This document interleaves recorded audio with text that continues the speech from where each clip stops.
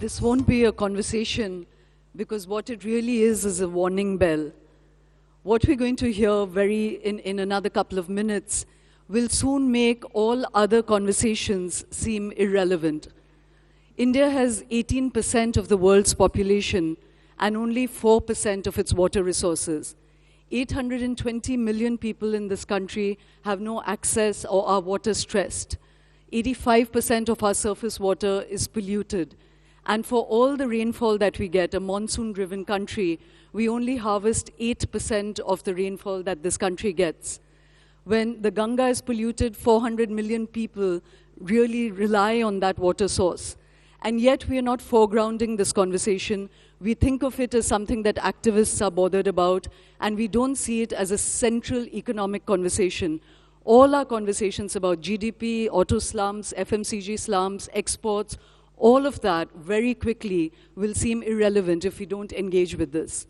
So there's been one man who's been engaging with this issue for 30 years when none of us were looking at it. And right now he's coming from the field, having done a nationwide survey to really bring home to us the extent of this crisis, how it is not really a nature-made crisis as much as a man-made crisis with an absence of management, an absence of good policies, as well as a kind of intrinsic distributive justice that is not taking place. The sheer share of what we in urban India consume as opposed to what rural India consumes, all of that is part of the water crisis that we are facing. And as I said, this is not going to be a conversation. P. Sainath is going to be telling us about this. And just one little anecdote brings home to us how this impacts people's lives. Last month, a family in Punjab lost its last living male. The great-grandfather in the family had committed suicide. The grandfather committed suicide. The father committed suicide. The brother committed suicide. And then the last living male member, a young man of 27, committed suicide because they could not repay a loan of 7 lakh rupees. The farm crisis, the water crisis, and very quickly the urban crisis of India are all going to converge. And there's one man talking to us about it. The least we can do is to listen with complete attention. With that, ladies and gentlemen, I'd like to invite P. Sainath onto stage.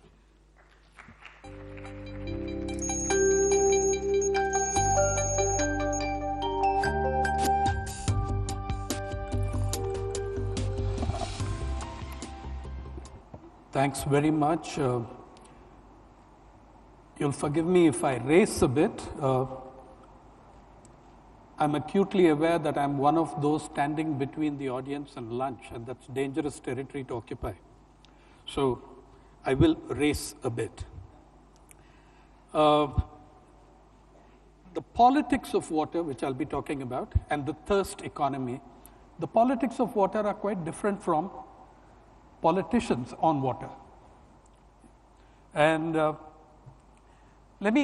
also the way the media covers the issue doesn't help the kind of water crisis we are facing.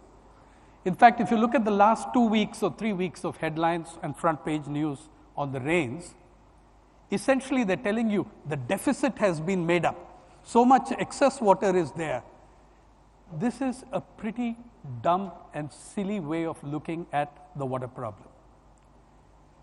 Torrential rain doesn't recharge the water sources. In fact, it leads to soil erosion. The way water is spread and distributed by the rainfall has everything to do with success and failure in your agriculture. Okay. Now take the district of Anantapur in Andhra Pradesh. 20 years, it's had the average amount of rainfall is normal. 16 of those 20 years, it has had to declare drought. Because you have 300 of its 545 millimeters coming in 24 or 48 hours, and then a 60 to 75 day dry spell. Farmer sows twice, loses twice, because the water doesn't come when you need it. And we are not placing the discourse on water in the larger framework of what is happening with climate change and climate crisis, and that is going to get more and more and more acute. So the idea that the normal is so much, and if we get that much in the year, the problem is solved is pretty dumb. In fact, the meteorological department last year came up with a new category, new to me anyway, and I followed their data, and I appreciate the IMD as the India Meteorological Department as an institution. We tend to reassure ourselves. So in the 2018, they spoke of a near normal monsoon. To the best of my knowledge, there is no such category in the last 100 years of the IMD. No more than a guy in the ICU is near alive. Okay? There is a deficit, there is normal, and there is excess. The near normal was a phrase termed because you were 9% below the aggregate that you should have got in that year, in the monsoon. 9% is a national figure. It's a national figure averaging all the regions. Okay? But if you broke it up, it was Marathwada, 25%, Vidarbha, 27%, Northern Karnataka, 27%. And then, what happens with the PMR, the post-monsoon rainfall, the deficits, according to the same IMD data, were 80 to 88% in 7 regions. That's a hell of a big deficit. That includes the usual suspects, Marathwada, Northern Karnataka, etc. Now, if we choose to look at water as a matter of efficiencies, something that can be fixed with technology, we are doomed. Simple. It's an explosive political, social, and cultural issue. And there isn't enough water to go around fulfilling the illusion created that we will somehow irrigate every acre of land in this country. That water doesn't exist in the world to irrigate every acre of land that we cultivate.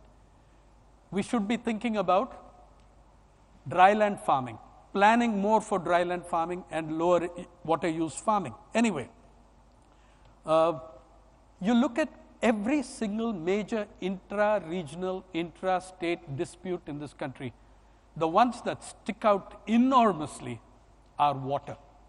What's the biggest political problem in the south of India for 100 years or more? Sharing the Kaveri dispute between Karnataka and Tamil Nadu. Between Tamil Nadu and Kerala, it is Mullaperiyar. Between Kerala and Karnataka, it is the Kabini River's water. Between Karnataka and Andhra Pradesh, the Almaty Dam water. Okay? Everywhere. You know, some of us, I think, are old enough to remember that what happened during the Khalistani agitation in Punjab in the 80s, a lot of people don't remember that it was very closely linked to the water, the distribution of the Ravi Bias waters between Punjab, Haryana, and Rajasthan. The 28 rounds of talks of Rajiv Gandhi with Sant Longowal invariably broke down on the issue of water, not on the issue of Gurbani on Doordarshan or anything like that. It broke down on the sharing of waters.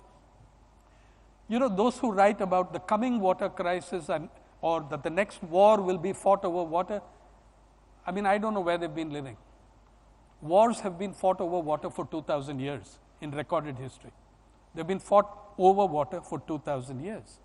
Second, every day there are huge issues of transfers of water and conflicts over water that are not just at the intrastate or the intra-regional level or the intra-district level, say within the old unified Andhra Pradesh, Telangana versus AP, or even Kurnool versus Mehboob Nagar.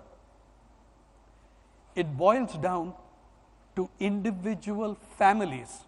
In Kurnool a few years ago, a farmer died, leaving 20 acres of land to his 5 sons. Right? Simple.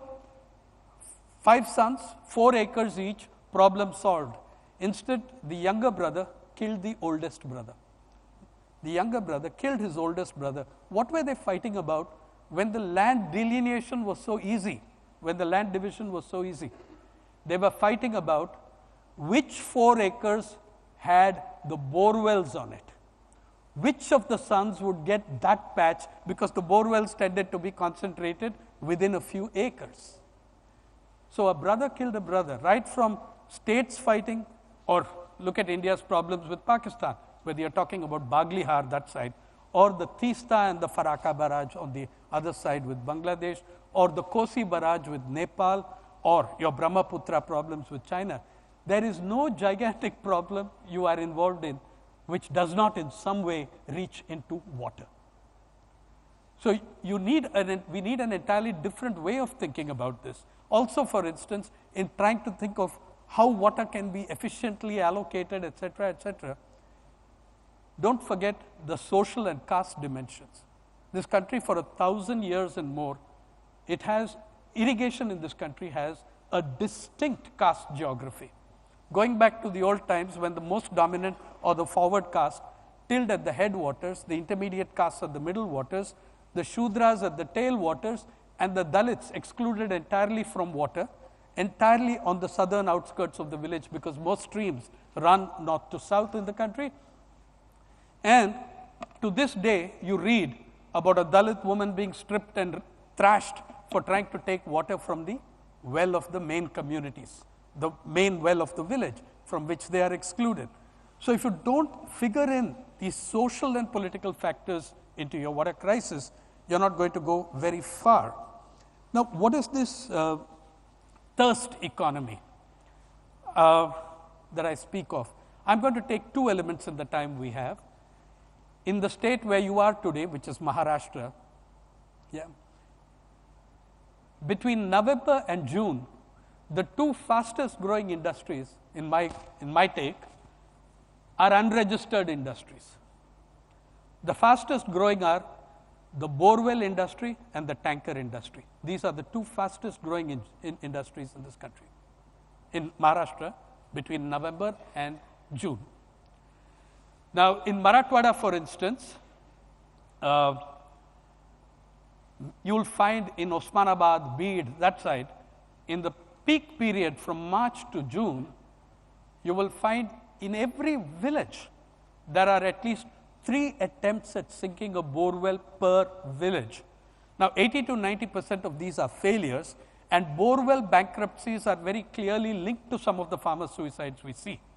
Now, in Beed, which I think your chief minister was talking to you about earlier, there's a gentleman named Vishwambar Jagtap, who on his 18 acres has sunk 48 borewells. Now, he's the reigning Limca Books champ, but there are many others who have put 12, 15, 20. The cost of this is not simple, okay?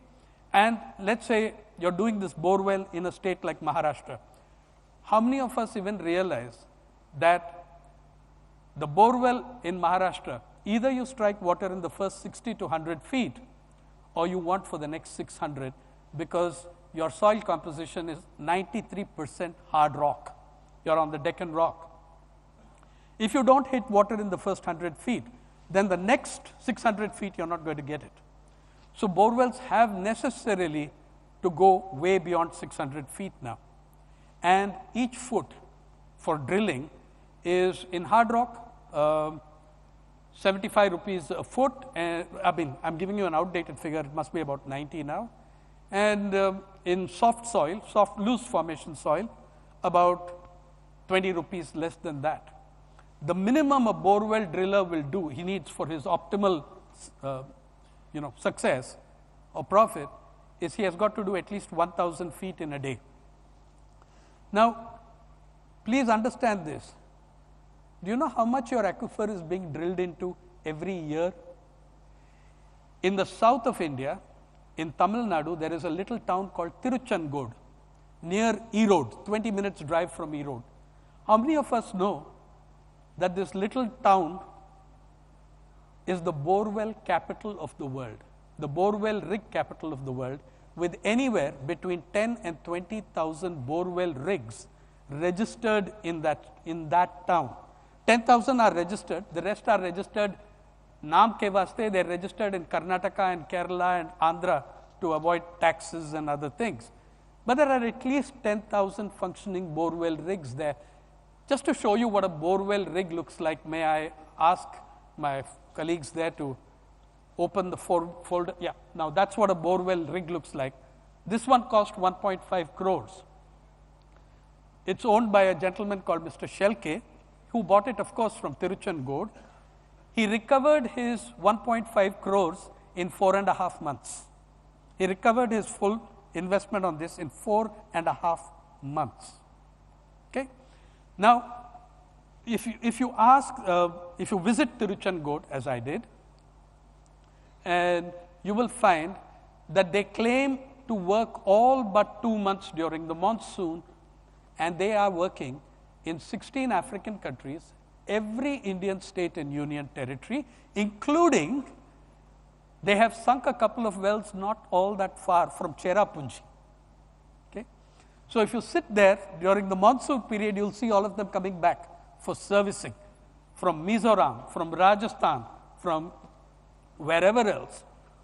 Now, even if we discount their claim that they are working 300 days a year and say, okay, only 200 days a year they are working, and because say 100 days goes in movement of these gigantic things, you move with a crew of up to 20.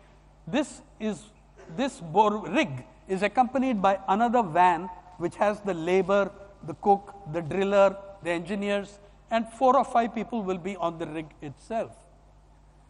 The minimum, the Tiruchengood people will tell you honestly and openly, the minimum we have to do in a day for it to work for us is 1,000 feet in hard rock and 1,400 feet in loose formation soil. That is their classification. Okay? Loose formation soil and hard rock.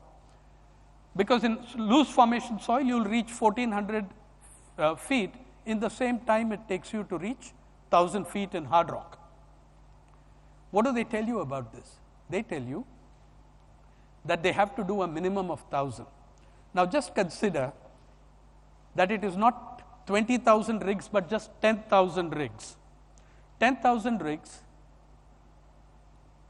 1,000 feet minimum, 200 days a year. It means the borewell rigs from this one little town of 60,000 people are striking annually 2 billion feet into your aquifer. 2 billion feet. Just try accommodating that idea in your head. You know, are we thinking about this? Are we thinking about, you think that's going to be recharged? It's not going to happen. It's not going to happen. The idea that there is an infinite supply of water down there is pretty dumb, as we all know, when you're using 60% of your water in agriculture from groundwater. Yeah. So this is another of the problems that you have. I repeat that figure for you to absorb. The borewell rigs from one town, and there are other big borewell rig towns coming up in Gujarat and Punjab and elsewhere, but from one town, they account for a minimum of 2 billion feet of drilling into the aquifer each year. Just think of what the implications of that are, and it will intensify as the search for water grows greater. The fact of borewell failure doesn't stop people from drilling. The same guy puts 48 wells, out of which 5 or 6, he says, yield him some water. Okay? So that's a second issue. That is one element of the thirst economy. The second fastest growing industry is the tanker economy in Maharashtra. Yeah? Can we move to the tanker slide, please?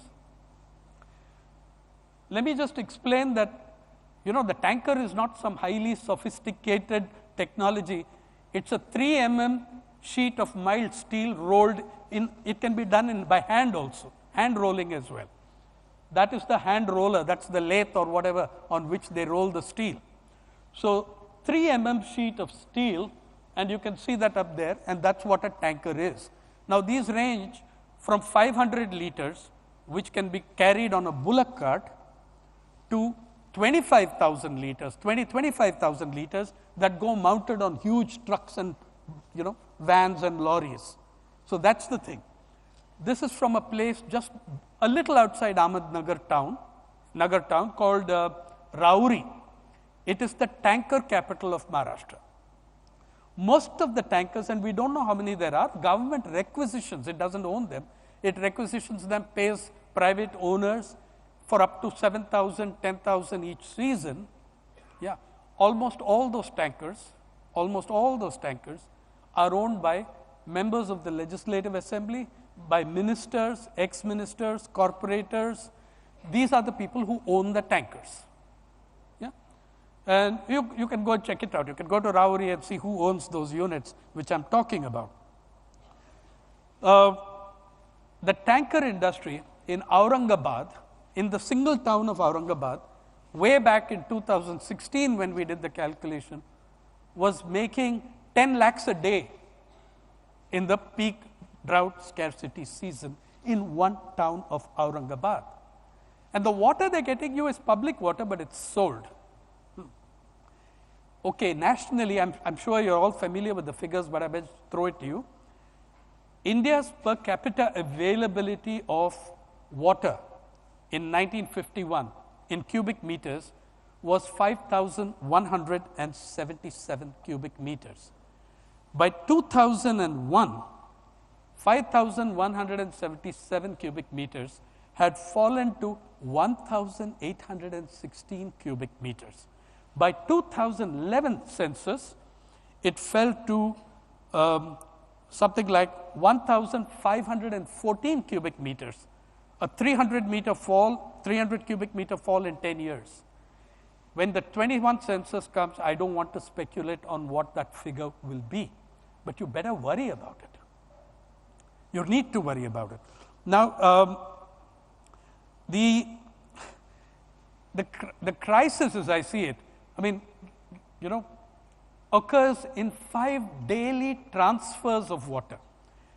It's all very cool to blame nature and the invariably cliched headlines, nature's fury or cruel nature. A hell of a lot of this is about what we have done to the water and how we use the water and how we prioritize our use of water. Right? There are essentially 5 transfers which I'm speaking about. None of these is, I'm not giving them in any particular order of priority, and they're all interlinked and overlap. But these are the transfers which are so commonplace that we don't factor them into our thinking. They're so commonplace, they're so everyday. It's like going home in the night and stepping over someone sleeping on your street who's a drought refugee from Osmanabad or Bid. You don't think about it. The 5 transfers in no particular order of priority are: 1, agriculture to industry. In this state, in Andhra Pradesh, in Karnataka, there are hundreds and hundreds of legal and illegal bottled water units taking God knows how many millions of liters. There are no serious data available in many of these sectors like tankers, bore wells, bottled water. How many liters of water go into these in the transfer from agriculture to industry? In Andhra and in Telangana, it has led to a few wars, if you like, between local communities and these units. You'll also remember Plachimada, Varanasi, the battles of local farmers against Pepsi and Coke about withdrawals of water on a large scale. That's one transfer. The second and very critical transfer in India is food crop to cash crop. You're sitting today in a state with 93% hard rock and major drought-prone areas, and yet the state of Maharashtra grows 2/3 of its sugar cane in traditionally drought-prone areas. Now, according to the figures Professor Nilakanta Roth worked out from the Maharashtra government's agriculture website, an acre of sugar cane in this state takes at least 18 million liters of water. 18 million. Would you show us the other tanker picture? There's one more in that. Those are what the tankers look like in Rauri. People come and pick up the size they want, the private operators, but they give you public water. So in the transfer from food crop to cash crop, what is 18 million liters of water? By the way, many independent experts disagree that it is 18 million liters. They say it's closer to 20 million. But if you go by the website of the government and the figures that Professor Rath calculated some years ago, it's 18 million. What is 18 million liters of water? 18 million liters of water is 7.5 Olympic-sized swimming pools, or the volume equivalent of 9 Boeing Dreamliners. Okay? That's how it is. That's how much water that is. In that same water, you could cultivate 6 to 10, depending on the system used, acres of jowari. Okay? You could cultivate a lot more acres of other crops than in food crop than you can in this cash crop. But this is the most protected crop in the state. Right? I'm not demonizing sugarcane. I'm not asking you not to grow sugarcane. I'm saying you don't try growing coffee and pepper in Antarctica. It's no less intelligent or unintelligent to try growing sugarcane in deeply drought-prone areas, in perpetually drought-prone areas. So that's the second transfer, food crop to cash crop, and food crop is going to be the sufferer, especially as another angle altogether of climate change sets in. And the things that we have done to the soil also means it's very difficult to go back to rain-fed agriculture from borewell-driven irrigation. The third of those transfers is from rural to urban. Again, I'm giving you the state in which you are sitting. In 2016, the Times of India reporters, Priyanka Kakurkar, did an RTI which showed us that in the state of Maharashtra, towns and cities in Maharashtra get 400% more drinking water than the villages of Maharashtra. That's a government of Maharashtra figure. 400, now are somehow people in the cities thirstier than those in the villages? Is their fluid replacement level demand greater than those who do physical labor in their lives? Obviously not, but they get 400% more water than the villages do. Yeah? Now, I live not very far from here in an area called Bandra Reclamation. I've lived there since 1989. I have never had a day without water. I have never had an hour without water in my flat. Yeah? But all our water comes from 5 lakes in Thane, from the Vaitarna, Tulsi, the 5 lakes of Thane, which are deeply embedded in Adivasi territory. Their water comes to us, but try going and looking for a piped connection in an Adivasi household in Thane. There are deep issues of justice involved in our water crisis. Try going and looking in Thane for how many households have piped water. I get their water. So I'm cool. I don't have any water crisis.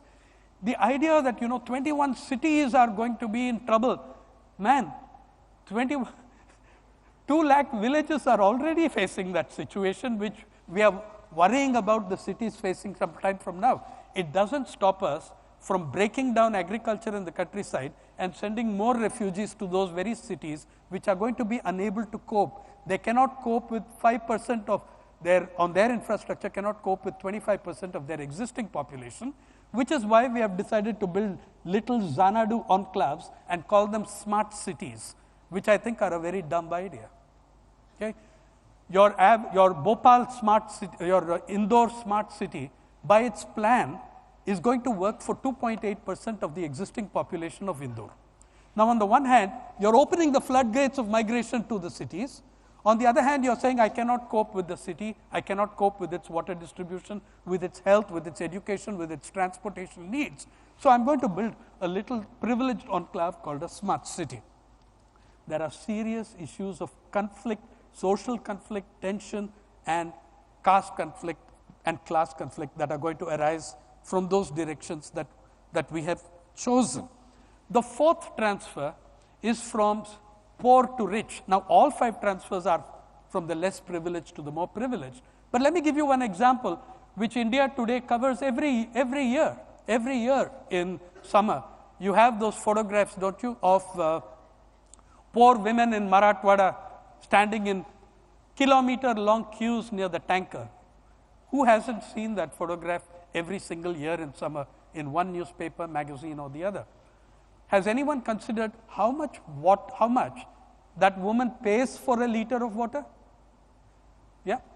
At the beginning of the season in Marathwada, she will be paying 45 paisa per liter. And actually the cost is higher because she has spent 3-4 hours standing in the queue. She has spent hours standing in the queue plus the 45 paisa per liter, opportunity cost, whatever you want to call it. By the peak of the scarcity season, and that's what the thirst economy is about. Let me say this, the two greatest crops in the world are not rice and wheat. The two greatest crops in the world are hunger and thirst. And it's the exploitation of that, of the scarcity of those, that yields more revenue historically than all the other industries put together. Okay? So she is paying 45 paisa at the beginning of the scarcity season, up to a rupee per liter by the end of the season. In the same Marathwada are 24 beer and alcohol units, which get 5 million liters of water daily at 4 paisa per liter. So that woman at the peak scarcity is paying 25 times what industry does.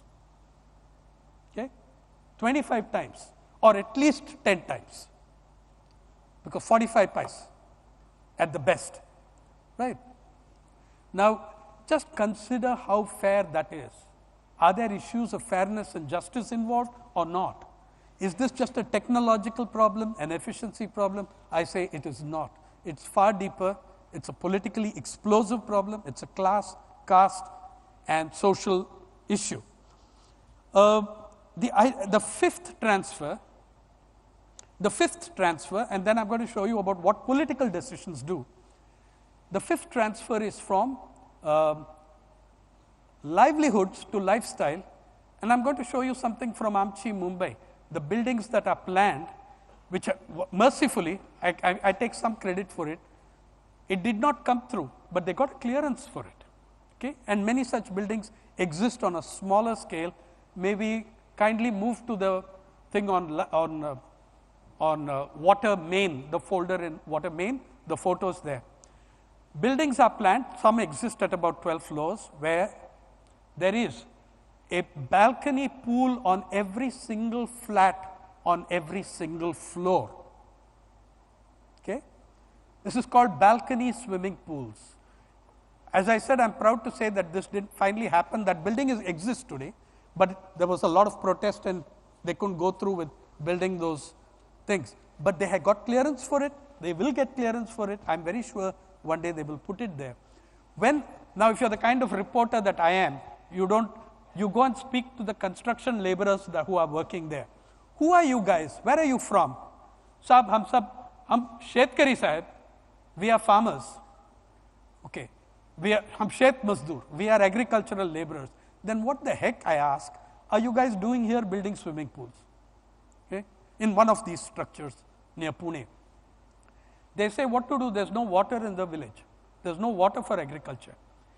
They have left their villages because agriculture has no water and come to the cities to build your swimming pool and mine. Just consider that. Is there an issue of fairness and justice or not? You're going to have to prioritize what you will use your water on because you are running out of it exceedingly fast. Can we move to the next picture, please? This is how it is to look when completed, okay? One of the projects. The bottom 10 floors, by the way, are entirely for parking so that we can create our own private climate crisis. Yeah?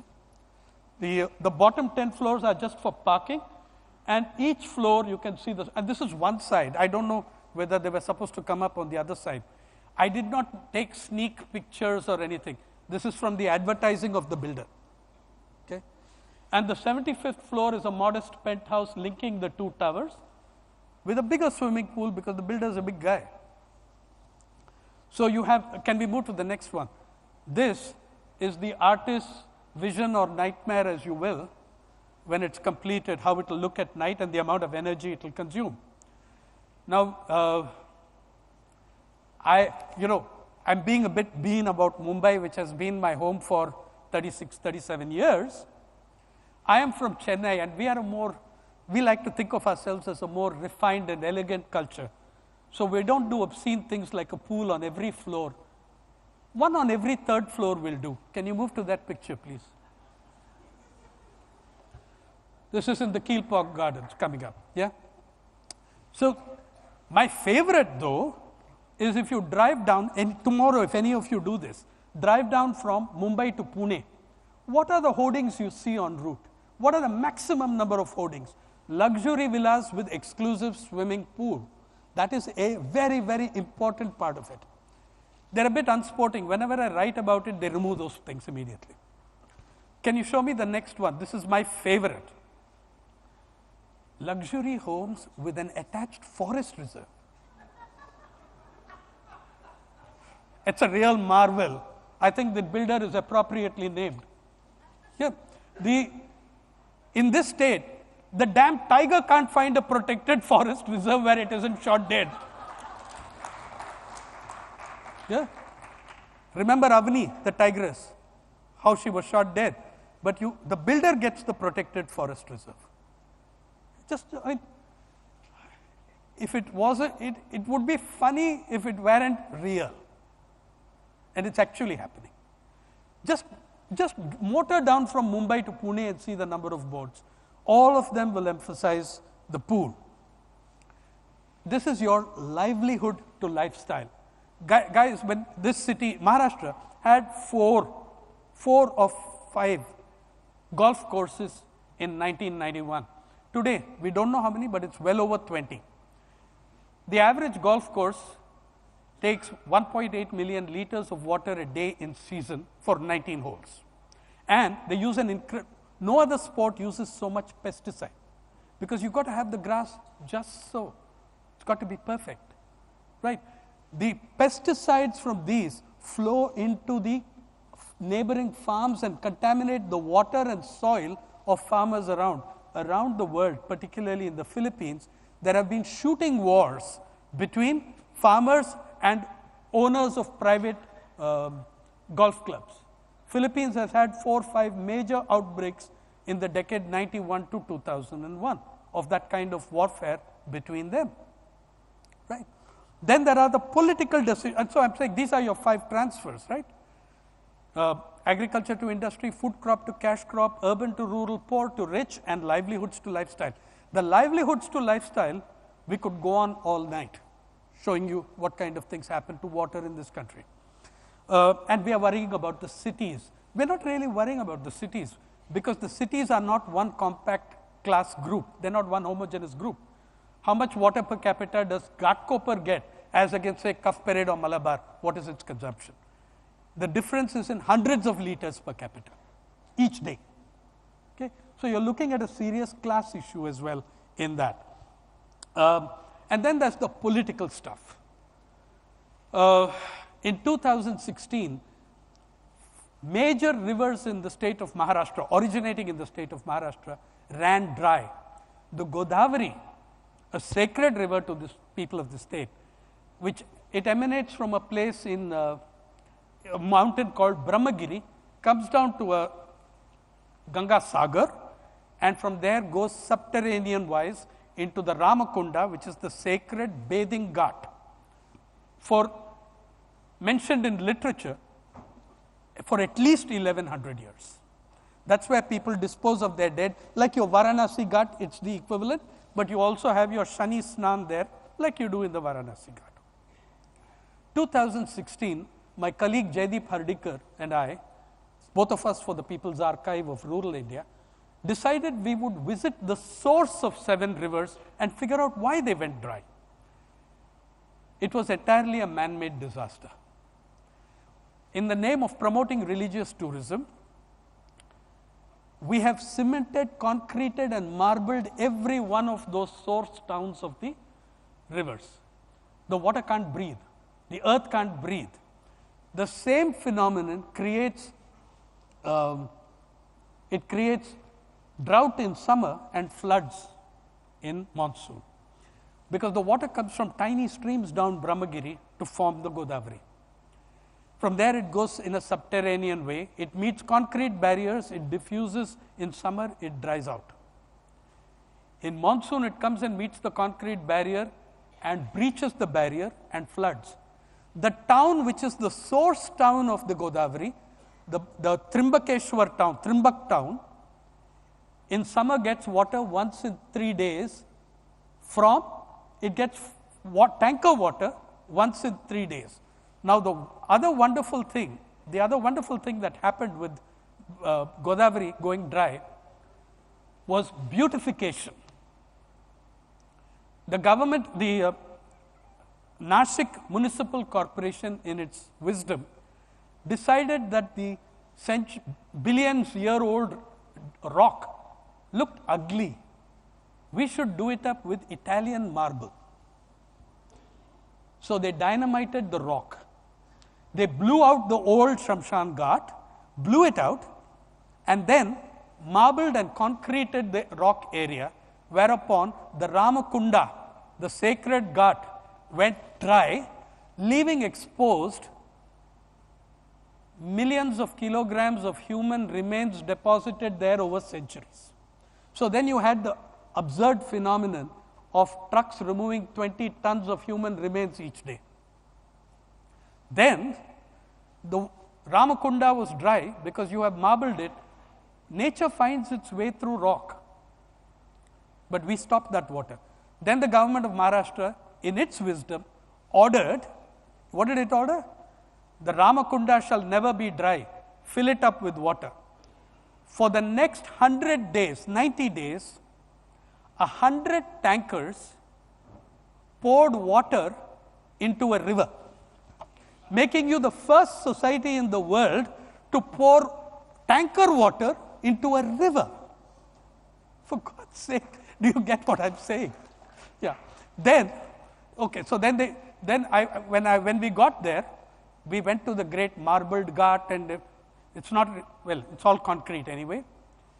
And the Shani Snan was taking place, and I was looking at this individual with that very devout look that you do wear in such situations, praying and bathing from the holy and sacred waters of a tanker. Can you show the slides, please? Okay. Now, you can see it. Next one, please. You can see the pipe going all the way down from the tanker, filling the Ramakunda. Next one.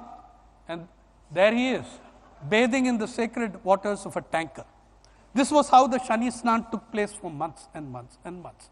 So the things we do, the planning we do, the deforestation around these areas, the concretizing of these towns, Nashik, Trimbakeshwar, Mahabaleshwar, destroyed the natural flow of rivers. When they have plenty of water, it doesn't matter. They come. When they are on a low ebb and when there's a serious drought, they go dry at the source. That's what we did, and that's what caused Maharashtra's. What else did it do? By doing this, we destroyed the grape crop of Nashik in 2016. Many farmers went bankrupt. Nashik, by the way, for those of you who don't know, is one of the greatest horticultural districts of our country. If you go by weight, every fourth tomato in India comes from Nashik. Yeah? And grapes, you all know about Nashik grapes. These grapes produce 3 to 4 million man days of labor for agricultural laborers from neighboring Marathwada, the poorest of the poor. When suddenly the government in its wisdom decided to promote religious tourism and a new Kumbh Mela, Nashik Kumbh Mela. When they did that, they diverted 1.3 million liters. What am I saying? 1.3 TMC. 1.3 TMC were diverted for the new Kumbh Mela, with the result that the grape crop did not get more than one of the 3. Grape requires 3 rotations, okay, of water. It got, those upstream got 1 rotation, 2 rotations. Those midstream and downstream got either 1 or nothing at all, and the grape crop of Nashik was fractured. And we exported that crisis into the lives of millions of, I don't know how many hundreds of thousands of agricultural laborers in Marathwada who lost 3 million man days of work on the grape fields. So this is the kind of stuff that political decision making leads to. I'm trying to also tell you that, you know, I hate using those words, but the near semi-literate discussion of drought in the media. When we think of drought, we have all been conditioned to think of drought as meteorological failure, rainfall failure. My friends, India has been having a hydrological drought, many parts of the country, for many years. There is such a thing as meteorological drought, hydrological drought, agricultural drought, socio-economic drought. Each of these are linked but mean very different things overall. If you don't take those into account, you're not going to be able to deal with your problem, because your problem is not just about rainfall failure. As I showed you, Anantapur and many districts in Maharashtra get the normal amount per year, but they get it at the wrong time. It's dispersed. It's even destructive in many ways. So what do we do about this? There are 4 or 5 things you can do, and you need to start like yesterday. Okay? The first is, please do not look at water in terms of business and efficiencies and shut out your understanding of the very complex social relationships, political and economic relationships around that, and how fundamental they are to your thing. It's an incredibly complex problem. Don't try simplifying it. Do not try simplifying it. Please understand that it is complex. It matters that you address the complexity. Second, declare water as a basic right. The Supreme Court has said things about this, but it's not been embedded in your constitutional framework of fundamental rights. I don't say human right. Please know that we share this planet with millions of other species that are also an important part of the ecosystem that sustains us. Yeah? There are millions of other species that drink water. I always found this political category, Water Users Association, as a complete absurdity. Water users, who isn't one? The rest of us are what? Dryland bacteria. Yeah? The water, every creature, living creature on what we call the water planet is a water user. So please remember the other species that require it. Your livestock require it. That tiger without the forest reserve requires it. Avni, the pregnant tiger, when she died, just had babies, she required it. You have to think about water for the whole system. And you need to draw up a prioritization of the water uses that you will have. Is the water for that woman in Marathwada more important than water for your golf course, than water for your swimming pools? You have no choice. You will not be able to evade this problem in the years to come. In fact, you shouldn't be evading it now. Right? Uruguay, a tiny country of 3 million people, had a referendum in 2003-04 where they declared that water was a nature's resource to be shared by everyone and could not be privatized. Think about it. Water is a basic right. Don't avoid complexity. Let's discuss and debate this issue. Try understanding it for the political, social, economic, cultural issue, caste and class issue it is. Thank you.